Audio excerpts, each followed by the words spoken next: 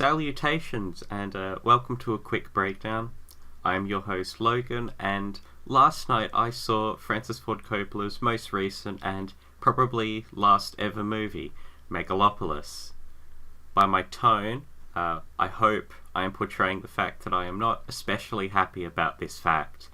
It was possibly the worst movie I saw all year, and I've seen some real crap this year, so that's saying something. Now, before I continue, I just want to clarify this is an unscripted discussion. I'm just going off what I remember, so it may come across a little bit sloppy, and I apologise for that, but it's going to be mercifully short, I think, so that's alright. Also, because the movie's only just come out, I have very limited access to footage, so when I'm not talking about something else, which will not be very frequent, I think, then I will just be looping over the trailer. And I'm really sorry about that, but it's the best I can do.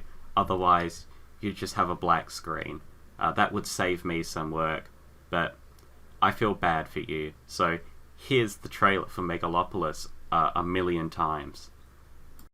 Now, for just a little bit of context, for those of you who don't know, Francis Ford Coppola is probably one of the best and most prolific directors of the late 20th century. He produced the Godfather trilogy, Bram Stoker's Dracula, and Apocalypse Now, all of which, with the exception of Dracula, I think, which is enjoyable and very well made, but flawed in several ways, they're all very exceptional pieces of cinema. And he really did cement himself as being one of the greatest, like I said, through these. But after Dracula, which started to show the signs, I think, of his decline ever so slightly, he really started to lose his touch. And I think it could be reasonably argued he hasn't made a very good movie in the last 30 plus years. I certainly don't take any glee in that fact. I would love it if he was able to continue to produce amazing masterworks for his entire career, but such as it is, you'll see that sort of decline in a lot of directors like John Carpenter or Dario Argento come to mind. Even Spielberg, I think, though he still seems to be producing quite competent stuff, has somewhat lost his touch over the last couple decades, or over the last decade at least. It's just a fact of life. But some people just don't seem to accept that fact that sometimes you lose it and sometimes you just have to let go. In this case, Coppola's been holding on to the concept of Megalopolis for the last 40 years almost. And he only recently started redeveloping it in 2019. When the inspiration struck him, he ended up pouring, I think it was $120 million of his own money into this movie. To fund it, he had to sell a winery that he owned. Just looking into the background of this movie is very interesting, because you can see this was a very intense passion project. In this case, to be really blunt, he desperately had to let go, because from the state of this movie, I don't know what he was thinking. It would be difficult for anyone with any competence in cinema to produce what I saw last night. And I really hate saying that again, because I think Coppola is amazing, or he was amazing when he was in his golden age. Now, before I really get on with my more in-depth discussion, I just want to note, you may see online there were a few people comparing this to a Neil Breen movie, and I thought, that sounds amazing. I don't think that, surely that can't be the case, right? But yeah, it was a nearly $200 million Neil Breen movie. Just the way it seemed, the self-aggrandizing manner of the movie, the way it insisted upon itself, how pretentious it was, and particularly in the construction of the scenes, how there would just be a moment where a character will say something or do something, or there'll just be imagery, which doesn't seem that relevant to the movie we've seen. Doesn't seem relevant to anything that's happening. And then it'll just cut and we'll move straight on. It was absolutely bizarre. There was even a speech at the end of the movie which was oddly reminiscent to me of the speech from the end of Fateful Findings. It will scare you. But you should be scared, because it is the truth. You now have all the truths. The real truth. Act now. On your own. Outside of the corporate systems and these incompetent politicians. Act now. It's our only hope for the future. But, you know, I have to say, as close as it was to a Neil Breen movie, it was rarely ever bad enough to be funny. I think some of the performances, which I'll discuss a little bit down the line, really added to those moments. But overall, the writing was more sloppy and dull and pointless than it was amusingly incompetent. So, unfortunately, I can't say it was a true Neil Breen movie, but in spirit, it was shockingly very close. Megalopolis is actually a perfect demonstration of how not to make a movie in several different facets. I'm going to give a quick demonstration of how poorly constructed it is, just from the first 5 minutes of the movie. So, the opening scene, which I'm showing you now, because it was actually a teaser clip released just before the first trailer, I think, shows, well, you can see it, I'm not going to describe it. This is how we're introduced to Adam Driver's character. We are not shown anything here except he's scared of heights and he can freeze time for some reason. Just have to note, this superpower, he doesn't use it for anything in the entire movie. It is absolutely pointless. You could remove it and the story would not change at all, so I don't know. I guess Coppola thought it was cool. My point is, this is not a good way to introduce the character at all. Just thinking off the top of my head, I'm not saying this is the best way or the most optimal way to do it, but just as an example, imagine, because his character is shown to be later on very emotionally vulnerable and unstable, what if the mayor character played by Giancarlo Esposito insulted him in some way or said something over the media that pushed him over the edge, and we think, you know, we see him storming through the building past all of his workers, his secretaries and whatnot, introduce his building and some of the characters around him very minutely, and then he walks out onto the roof and we think he's going to jump, but he doesn't. It's a really organic way to get him onto the roof and to show the audience in a somewhat emotionally striking way how unstable he is. Just, there was no... That single moment, that opening scene felt like a floating moment, a cool idea that Coppola came up with, and then just didn't add anything to later. But the entire script felt like a cliff notes of the final plot. It just wasn't fleshed out. Anyway, back to that opening. After that, we are shown, really interestingly, a shot of a building with a plaque in front of it, which Lawrence Fishburne narrates. The image of the building was just a flat... I don't know if it was PNG. I'm just going to say PNG. It was a flat image, and you could tell that they were just zooming in on a photo. There was absolutely no shadow or depth to it at all. It was just so incompetent. And that really sets the tone for the rest of the movie. Those two scenes from the opening, just the degree of incompetence there. And you can't say that he was limited by budget, because the guy had $120 million. There have been significantly better films made.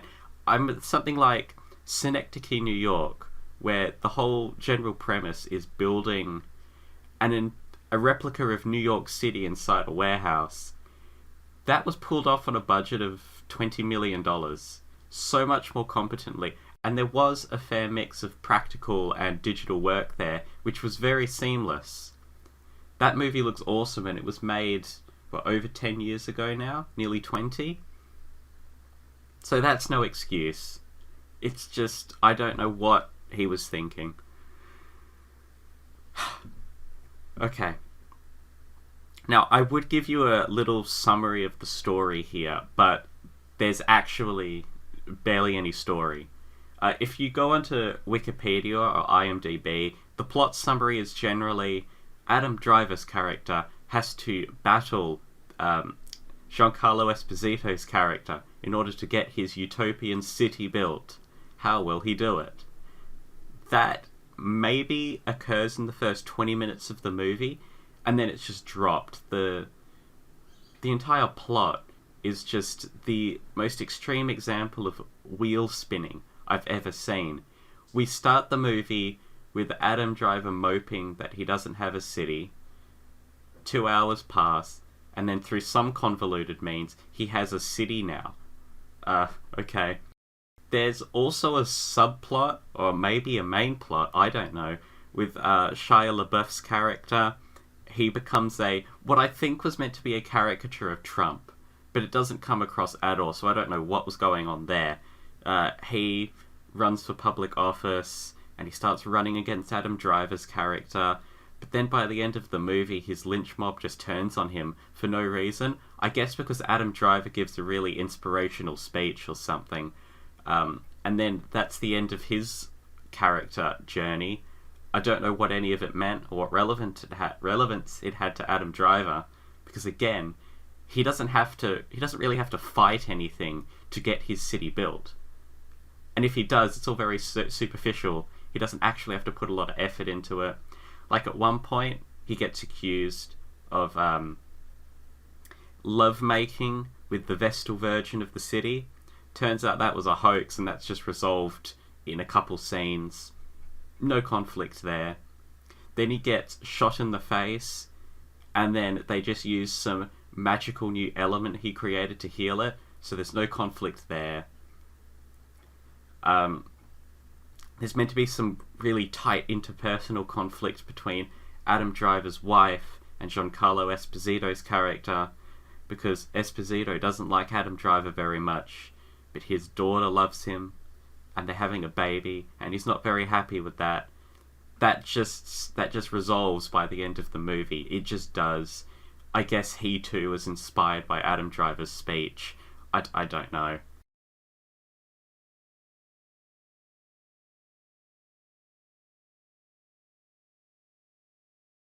As for the acting, it was interesting. It was a mixed bag.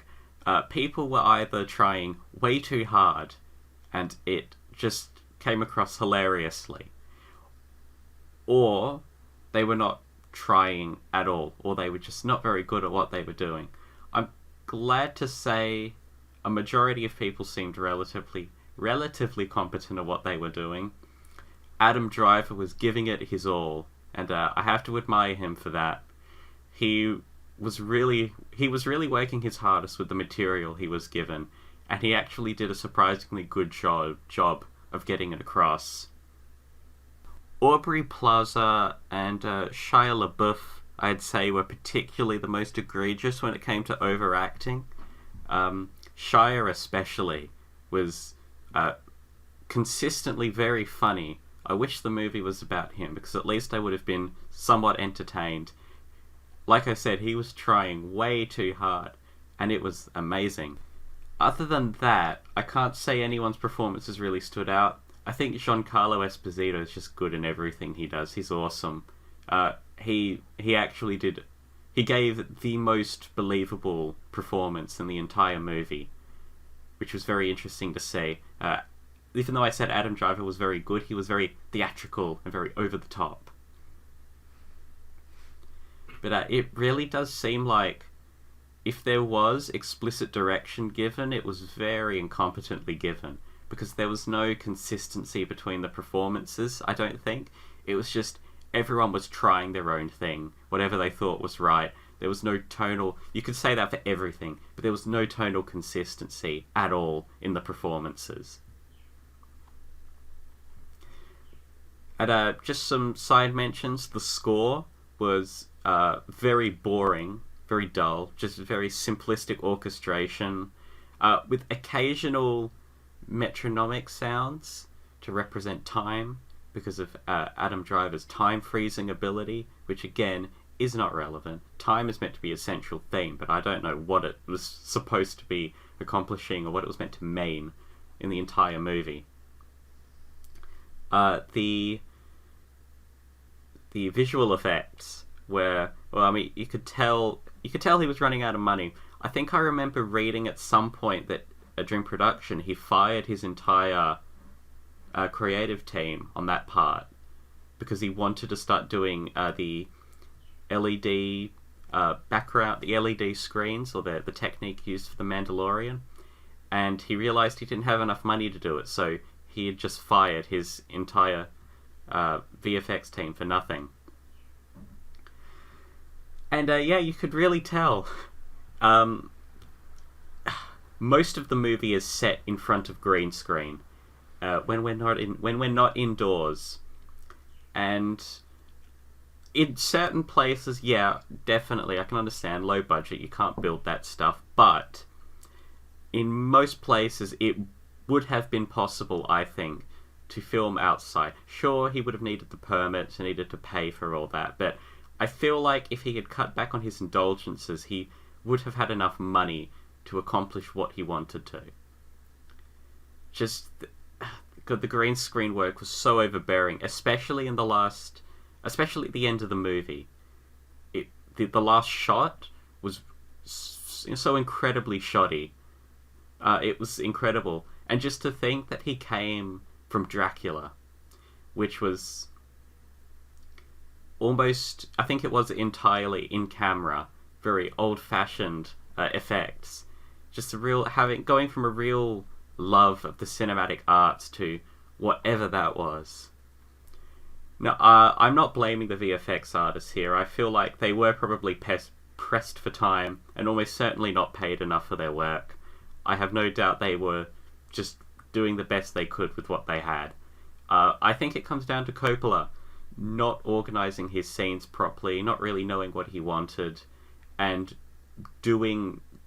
asking and insisting upon these effects when they were not necessary at all. I also have to give a special mention to the sound design in this movie.